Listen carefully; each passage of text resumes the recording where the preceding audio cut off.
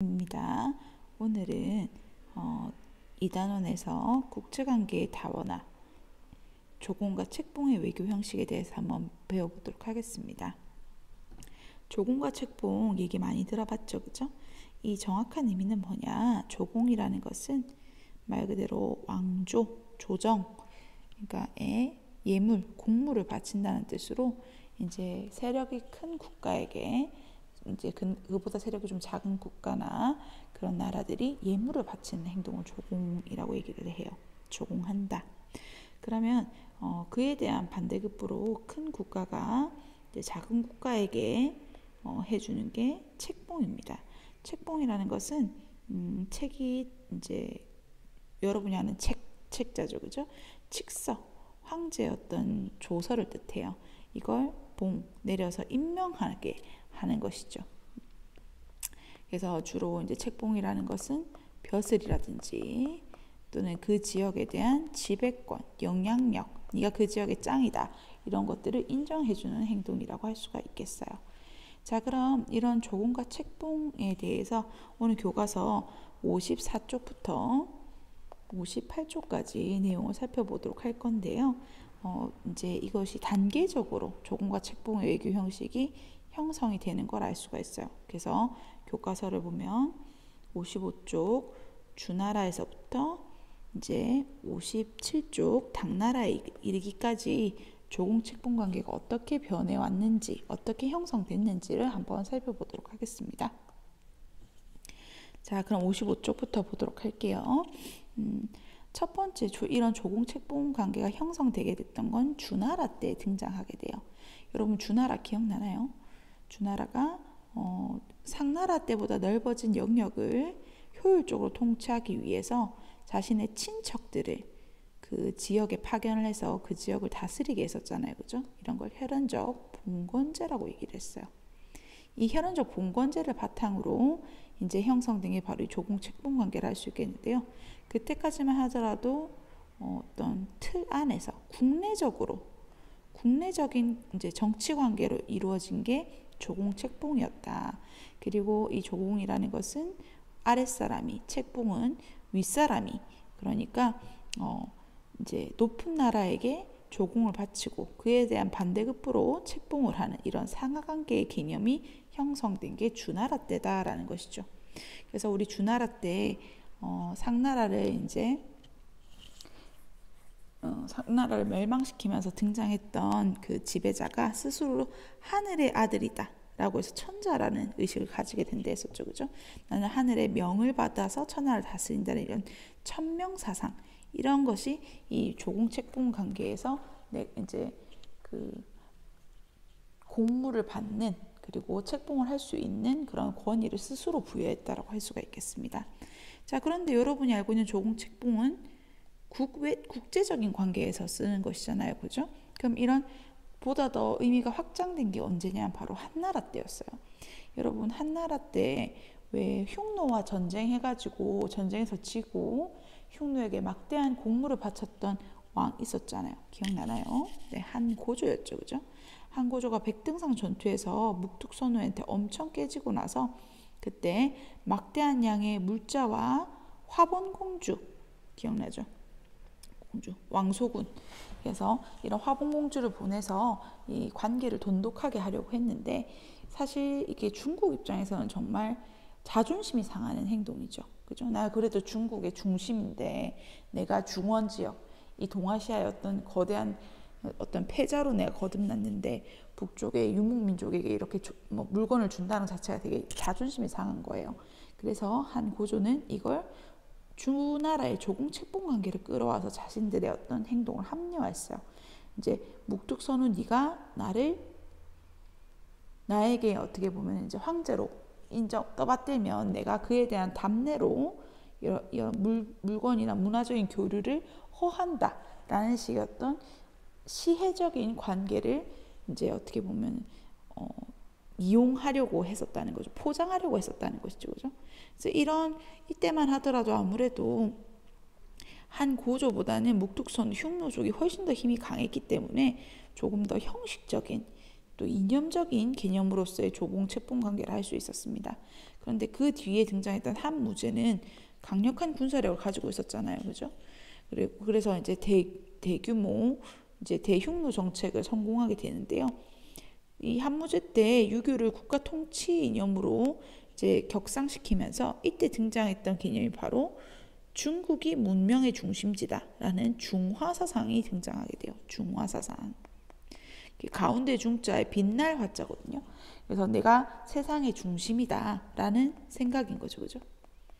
그리고 나를 둘러싼 그 바깥의 것들은 다 뭐다? 문명의 제대로 혜택을 받지 못한 이 오랑캐다. 그래서 이 중화와 세상을 오랑캐로 이원화해서 보는 게 바로 화이관입니다. 화이관. 그래서 이런 나는 하늘에서 천명을 받아가지고 세상을 다스리는 거야. 그 다음에 이제 중국이 주변 이제 미개한 오랑캐들보다 더 뛰어나다라는 이런 어떤 우월의식 이런 것들을 바탕으로 조공책봉 형식이라는 것이 외교적인 이제 스탠스를 가지게 된 것이죠. 그죠? 자, 그래서 이걸 통해서 이제 중국이 이제 추구했던 바는 황제는 조공을 받음으로써 내가 최고다, 내가 제일이다 라는 권위를 세우고 그리고 주변 왕들 같은 경우에는 그에 대한 책봉으로서 인정을 받으면서 그래, 그 지역의 지배자는 너다 라고 해서 그 국내적으로 이런 통치의 정당성을 확보하는 데 이용을 하게 됐습니다. 가장 대표적인 예로 우리 조선시대 때 광해군 기억나나요? 임진왜란 이후에 조선을 빠르게 안정시키는 데서 공로를 세웠었죠. 그죠? 뭐 대동법 같은 거 실시하고 뭐 중리외교 실시해서 또 조선이 전쟁의 소용돌이에 가는 걸 막았는데 그 과정에서 명나라의 이제 어떤 미움을 샀어요. 그래서 명나라는 광해군을 책봉하는 것을 거부하게 되죠. 그래서 나중에 신하들이 광해군을 몰아내고 인조 반정을 하게 되는 명분 중에 하나가 이 책봉을 받지 못했다는 이유가 있었거든요. 그래서 이제 조선과 같이 중국과의 4대 외교를 기본으로 했던 나라는 이런 이제 중국으로부터의 책봉이 되게 중요한 의미를 가지기도 했었다는 거. 그 다음에 이제 두 번째는 이 흉노 같은 경우에는 사실 한나라 중국보다 힘이 약해서 조공 책봉을 하는 형태는 아니겠죠, 그죠? 어떻게 보면 교역을 목적으로 한 조공이라고 할 수 있겠는데요. 그래서 이후에 등장하는 돌궐이나 위구르나 토번이나 이런 나라들을 보면 교역을 위한 조공 사절로 받아들인 것이지 이걸 어떻게 보면 나는 중국은 강대국이고 나는 그 강대국을 섬겨야 하는 입장이다 라는 의미에서 조공 책봉 관계를 이제 강요한 거면 어떻게 보면 이런 이제 조공 책봉 관계를 유목민족들은 받아들이지 않았을 수도 있습니다. 그죠? 그래서 우리가 이 조공 책봉 관계의 성격이 여기서 나오게 되는데요. 크게 보면 이게 상하 관계예요. 그죠? 중국을 중심으로 하는 강대국이 있고 그 강대국에게 공물을 바치고 책봉을 받는 이런 형태를 갖추는 것처럼 보이지만 실제로는 직접적인 지배나 실질적인 간섭 형태는 아니고 그 당시 이제 유교적인 이념 이런 어떤 국제적인 관계 이런 것들을 이용한 형식적인 외교의 틀에 불과했다라는 걸 알 수가 있다는 거죠. 우리가 이거를 이제 중요하게 봐야 되는 이유는 우리가 역사적으로 이제 고구려나 발해나 이런 지금 중국 지역을 걸치고 있는 나라들이 중국에게 4대를 이제 조공을 바쳤어요. 그래서 중국사에서는 그걸 두고 우리나라의 종속국이었다라고 표현을 하는데 단순히 종속국이라고 하면 그 나라의 정치적인, 사상적인, 문화적인 모든 것들을 어떻게 보면 조종할 수 있어야 되는 건데 고구려나 발해는 오히려 중국보다 더 독자적인 그리고 중국만큼 어떻게 대등하다라는 천하관, 세계관을 가지고 있었거든요. 그래서 이제 중국에 종속되어 있는 역사다라고 보기는 어렵다는 거죠. 자, 그러면 그 다음 페이지 한번 넘어가 보도록 할게요. 그럼 이런 조공 책봉 관계는 어떻게 변화 발전했느냐? 남북조 시대에 훨씬 더 이제 이런 색채를 가지게 돼요. 남북조 시대는 중국이 되게 분열되어 있던 시기였잖아요, 그죠? 그러다 보니까 중국이 분열했는데 이웃 국가에게 내가 강자다, 너는 나에게 상하 관계로서 이런 조공 책봉 그러니까 나에게 조공해, 그럼 내가 너에게 책봉을 해줄게, 이런 것을 강요할 수가 없는 시기였어요. 아무래도.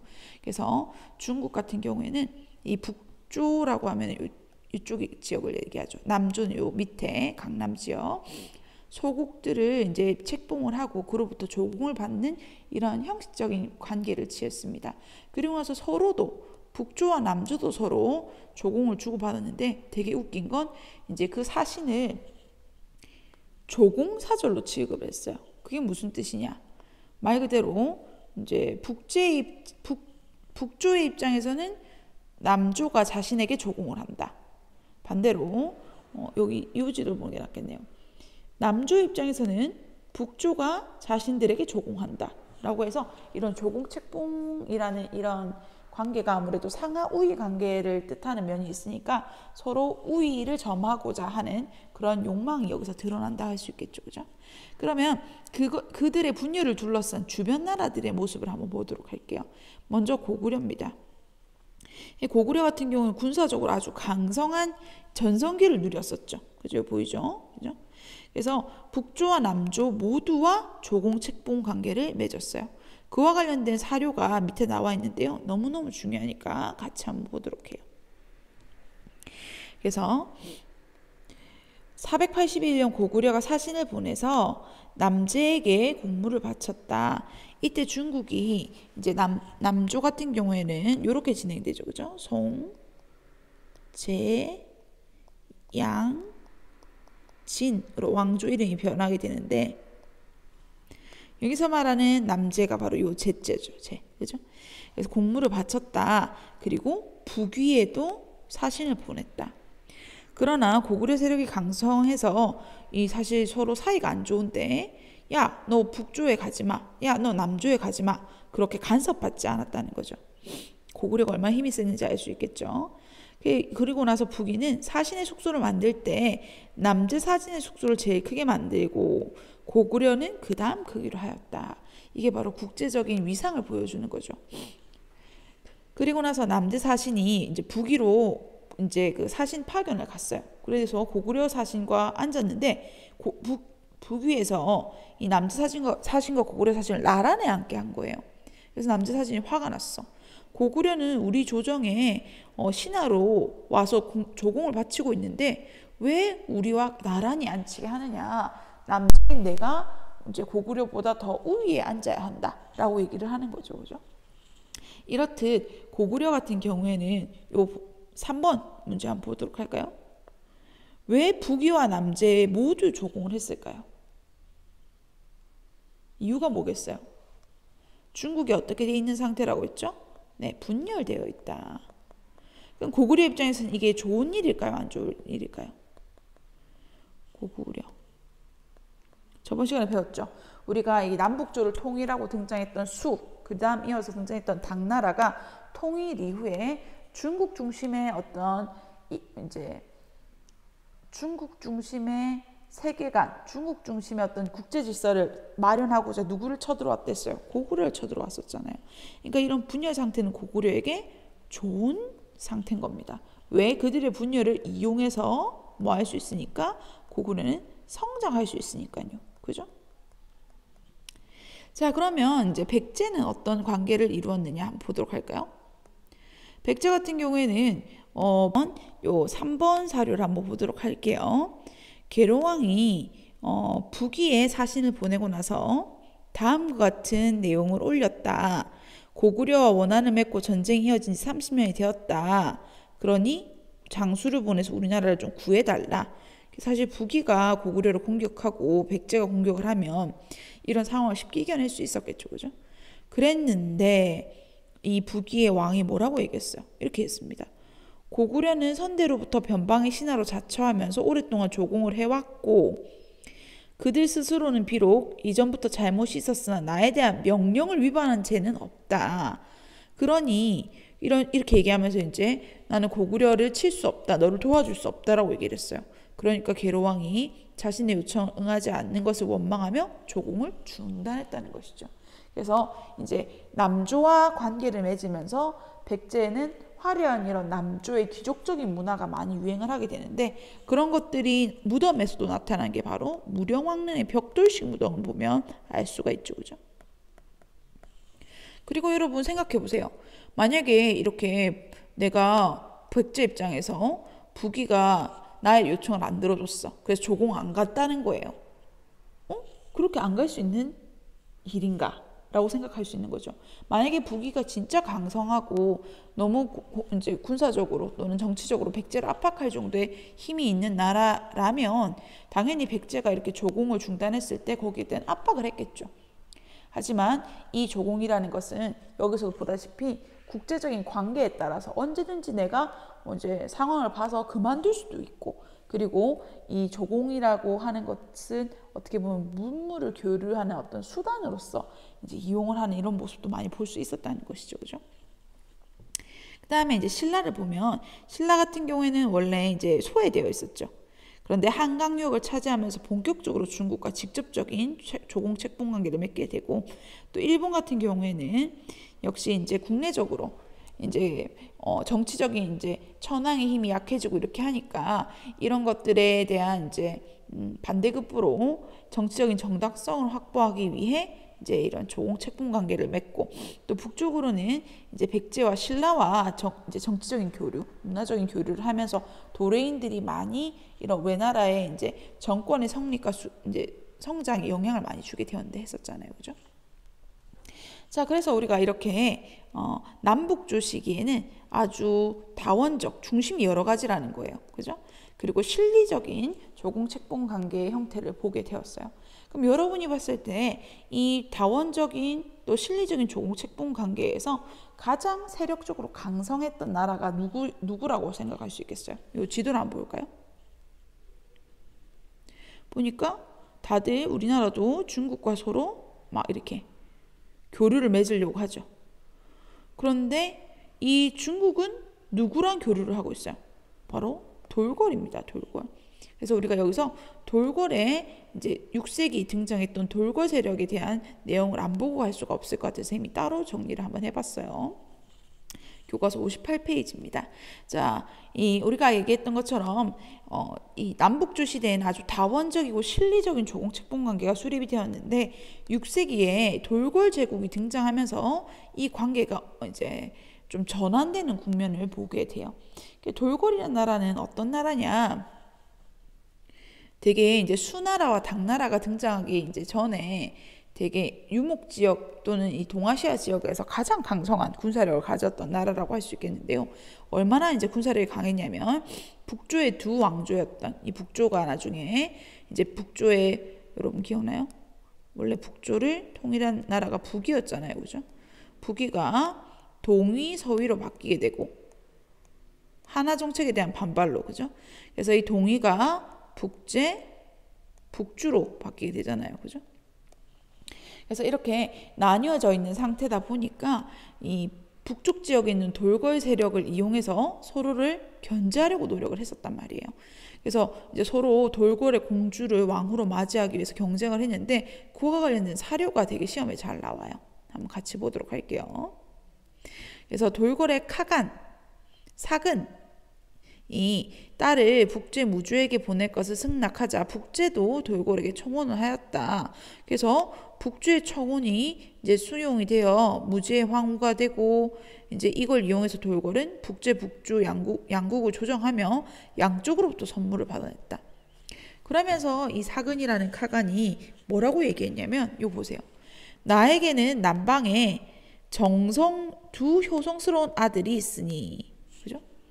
여기서 말하는 두 효성스러운 아들이 누구겠어요? 바로 이 북제와 북주를 뜻하는 것이겠죠. 물자가 없어질 걱정이 없다.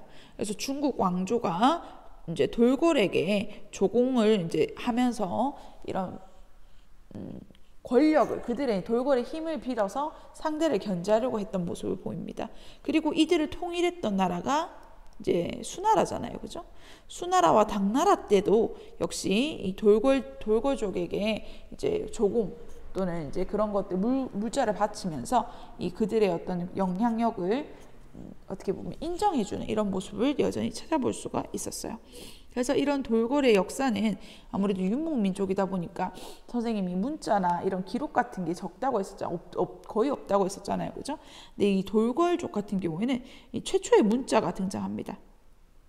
어떻게 보면 한자 다음으로 동아시아 지역에서 가장 오래된 문자라 할 수 있겠는데요.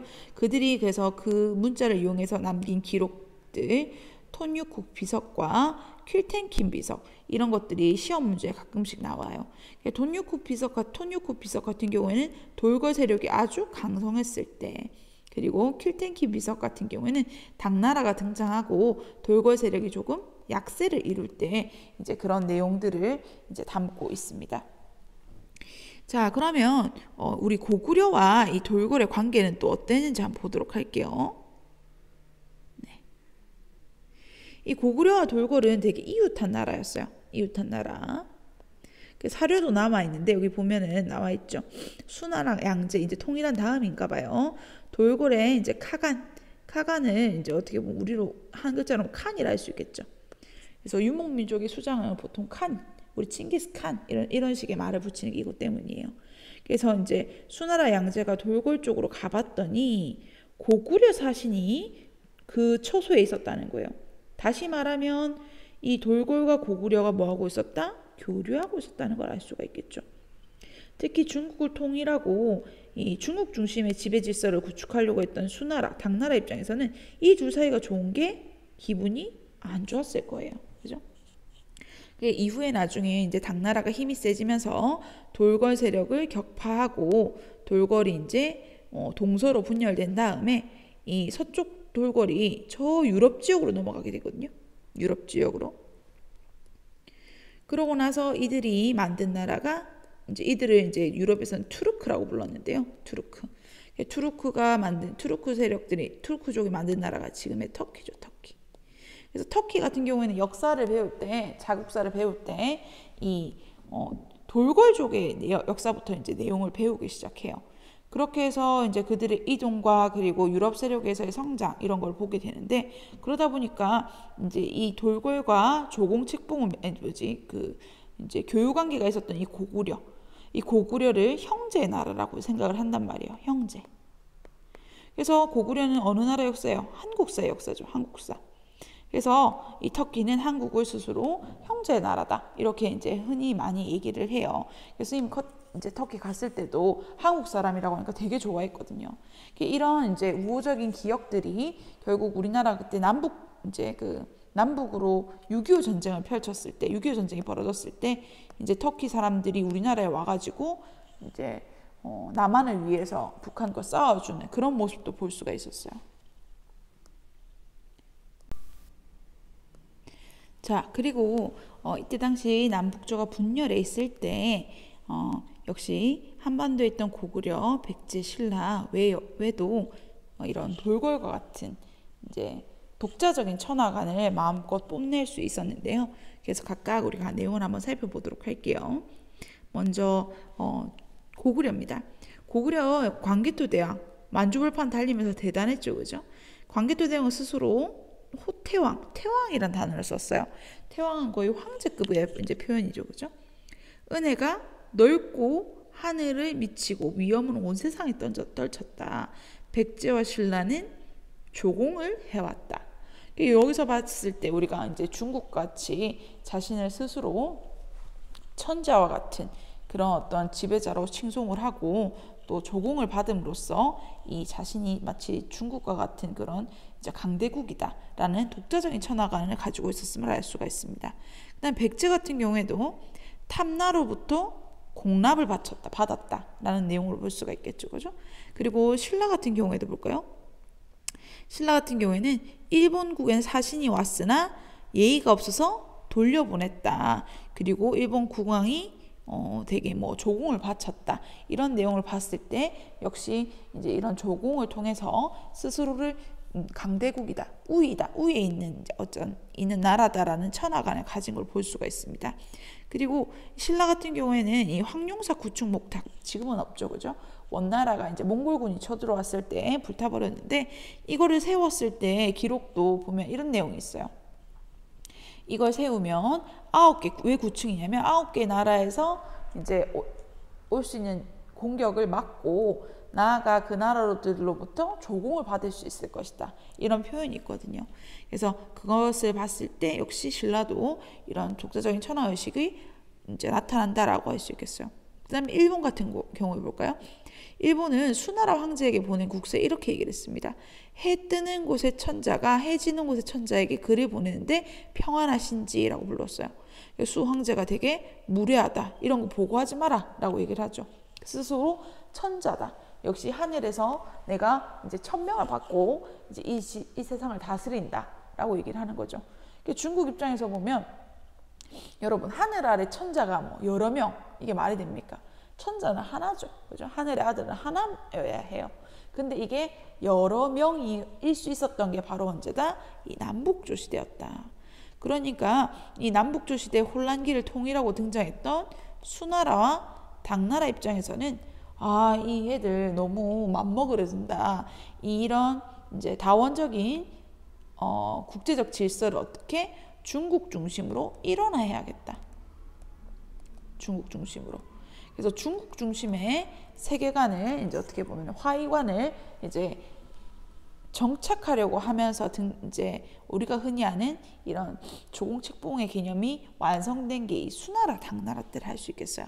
이 수나라는 금방 무너지고 당나라가 등장을 했으니까 당나라의 이 외교 관계를 통해서 요 마무리를 해보도록 할게요.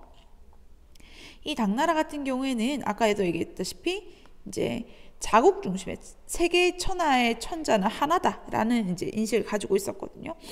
그래서 여기 지도 너무 중요하죠, 그죠? 그래서 막 고구려도 치고 그 다음에 뭐 주변 나라에 이제 그 세력을 확장해가지고 이런 도호부를 직접 설치하면서 군사적인 지배를 하는 모습도 보였어요. 그리고 만약에 당나라 입장에서 군사적으로 이제 누를 수 없었던 이런 돌궐이나 위구르 이제 토본 지역 같은 경우에는 직접적인 지배, 이제 전쟁을 통해서 지배가 어려우니까 이제 그들로부터 조공을 받는 그런 형식으로. 그래서 우리가 보면 이제 결혼 동맹을 맺어서 그들의 군사적인 침략을 막고자 했던 건 저 앞 시간에서도 볼 수 있었죠, 그죠? 그래서 이런 화본 공주를 파견하는 모습을 볼 수가 있었습니다. 화본 공주 선생님이 그 한나라 때 설명하면서 이제 잠시 얘기를 했었는데 너무너무 중요한 개념이니까 한번 같이 보도록 할게요. 중국이 중원 왕조가 북방민족 등 이민족 군주에게 결혼을 통해서 이제 공주를 보내는 이런 것들을 화본공주라고 얘기를 해요. 그래서 보니까 수나라 때도 이제 돌궐에게 이제 왕의 딸을 시집 보냈죠. 안의공주라고.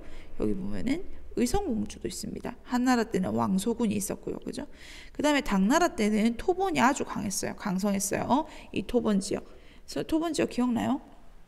저번 시간에 잠시 나왔었는데 이 비단기를 장악하고 이 토본 지역을 통일했던 송첸칸포라는 왕이 엄청나게 힘을 강성하게 이제 가지게 되니까 결국 이제 당태종이 문성공주를 보내가지고 그들과 결혼 동맹을 맺게 되는 모습을 볼 수가 있었죠. 그죠? 그러고 나서 이 당태종의 모습도, 당태종이 했던 말도 한번 보도록 해요. 보면 이렇게 얘기를 하고 있습니다. 북방민족의 습속은 여인의 권세가 강해서 여인의 주장에 따라 좌우되는 일이 많다. 그뿐만 아니라 내 딸이 자식을 낳는다면 그 아이는 내 외손주가 된다.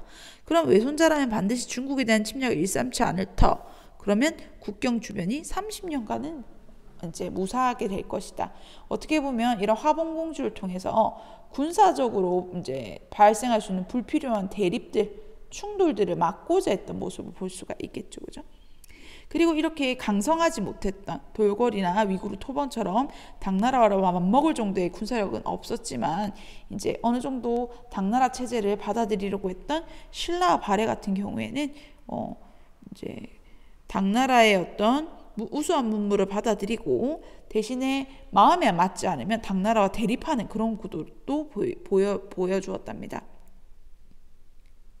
그래서 발해 같은 경우에는 이제 고구려가 무너지고 등장한 나라잖아요, 그죠? 그래서 건국 초기에 이제 막 장문유란 장군이 당을 공격하는 그런 모습도 볼 수 있었고요. 신라 역시 건국되는 과정에서 나단 전쟁, 기벌포 매소송에서 그들을 격파하면서 통일을 완성했잖아요. 그죠? 그래서 당나라 중심의 조공책봉 체제를 받아들였지만 어떻게 보면 당나라의 속국이다라고 볼 수는 없는 관계였다는 거죠. 그런 다음에 이제 일본 같은 경우에는 조공 관계만 맺었어요. 그래서 이런 이제 군사적인 위협 이런 것들을 대비하는 수단으로서 이 조공 책봉 관계를 이용을 했다는 겁니다. 그래서 신라 같은 경우에는 이제 일본과의 관계를 한번 보도록 하면 신라가 통일한 이후에 일본이 원래 신라랑 사이가 안 좋았어요. 왜냐하면 신라와 당나라가 연합해서 백제를 무너뜨렸으니까 백제의 우방이었던 일본이 신라를 당연히 싫어하겠죠, 그죠? 하지만 관계를 개선하고자 이제 규슈 다자이후 저번 시간에 나온 거 기억나나요? 외교 기관이랬었죠, 그죠? 우리 지금은 일본 이제 뭐 코로나 때문에도 안 가기도 하지만 일본 여행이 좀 뜸한데 일본에 우리나라 지금 부산에서 배를 타고 2시간만 가면 갈 수 있는 게 후쿠오카가 있죠. 후쿠오카. 이 후쿠오카에 이제 규슈에 규슈. 후쿠오카에 가면 유명한 관광지가 바로 이 다자이후입니다. 이 다자이후를 중심으로 일본과의 관계도 맺었고 또 당연히 이제 사이가 좋았던 나라가 발해죠, 발해. 발해 같은 경우에는 고구려 유민이 세운 나라니까 또 발해 입장에서는 처음에는 당나라와 사이도 안 좋고 신라와도 사이가 안 좋으니까 바다 건너 일본과의 관계를 통해서 이 국제적인 이제 균형을 맞추려고 노력을 많이 했어요. 그래서 이 발해가 이제 일본에게 보낸 서신들이 많이 남아 있는데 거기에 보면 이런 얘기들이 있다 하잖아요. 뭐 스스로를 발해 왕을 고구려 왕이다. 나는 고구려의 왕이다. 라고 얘기해서 고구려 계승의식이 여기서 나타나기도 한다라고 했었죠. 그죠? 한국사 시간에 아마 배운 적이 있을 거예요. 자, 이렇게 해서 우리가 이제 조공과 책봉의 외교 형식에 대해서 한번 다 살펴보았는데요. 이 주나라 때는 주로 이런 조공 책봉이 형성된 것, 한나라 때는 이것이 국제적인 관계로 확대되었다라고 이제 우리가 얘기를 할 수 있었고요. 그리고 남북조 시대에는 이런 조공 책봉 관계가 어떻게 보면 이제 상하 관계처럼 보이지만 그 안을 실질적으로 이제 들여다봤을 때 아주 이익을 추구하고 실리적이고 현실적이면서 또 중심이 중국 중심이 아니라 고구려, 백제, 신라, 돌궐 등 아주 이제 그런 중심지가 여러 개로 나눠져 있는 다원적인 관계를 볼 수 있었고 또 이제 그 남북조를 통일했던 수당이 등장하면서부터는 이 다원적이고 실리적인 관계를 이제 중국 중심의 이론적인 관계로 가져가고자 노력을 했었다는 것, 그죠? 근데 이거는 중국의 힘이 강할 때나 주변국이 그것에 이제 맞춰주는 거예요. 내가 이제 중국이 너무 강하니까 잠시 이제 세력을 낮추자라는 거지만 만약에 중국이 조금이라도 힘이 약하면 자신들의 이제 어떤 위상, 주체성, 자주성 이런 것들을 가감없이 드러내는 아주 형식적인 외교 수단이었다라는 걸 알 수가 있겠죠, 그죠? 그래서 이제 우리가 다음 시간에는 이런 다원적인 국제관계에 따른 이제 북방민족의 성장에 대해서 본격적으로 살펴볼 건데요. 북방민족의 성장이라고 하면 우리가 대표적으로 이제 뭐 거란족이 세운 요나라, 또 여진족이 세운 금나라, 그 다음에 몽골족이 세웠던 원나라 이렇게 등장합니다. 그리고 중간에 중원왕조 회복해요. 바로 명나라가 등장하죠. 하지만 명나라가 또 힘을 잃고 이제 여진족 출신이었던 이제 여진족 만주 지역을 중심으로 해서 만주족이라고도 얘기를 하는데 만주족이 세웠던 청나라. 그래서 요금 원청 이 아이들이 모두 북방민족이에요. 그래서 우리가 한국사 시간에 이거 많이 배웠죠. 우리 한국사로 따지면 요게 고려입니다. 고려 초중 말 이렇게 되죠. 명나라는 조선 전기, 청나라는 조선 후기. 그래서 되게 보면 이제 긴 역사에 대한 내용을 얘기를 할 건데 일단 우리가 코로나로 인해 개학이 좀 더 연장됐잖아요. 그죠? 여러분 오는 시간이 연장이 되어서 요거를 선생님이랑 직접 보면서 수업을 하면 좋을 것 같아서 좀 미룰게요. 그래서 다음 시간에는 율령 그리고 그 다음 시간에는 불교 그리고 그 다음 시간에 성리학까지 이어서 이제 수업을 해보도록 할까 합니다. 그래서 선생님 시험 범위는 어떻게 할 거냐면 시험 범위는 1단원이랑 그 다음에 오늘 배웠던 조공, 책봉이랑 그리고 율령, 불교, 성리학 요 파트까지 해서 시험 범위로 잡도록 할게요. 중간고사. 중간고사는 여러분 6월 둘째 주로 예약이 되어 있어요. 그러니까 여러분이 이제 온라인 수업 들었던 거 이걸 바탕으로 이제 시험을 쳐야 한다라고 생각을 하면 이제 될 것 같습니다. 오늘 수고하셨고요. 다음 시간에 이 율령으로 한번 보도록 할게요.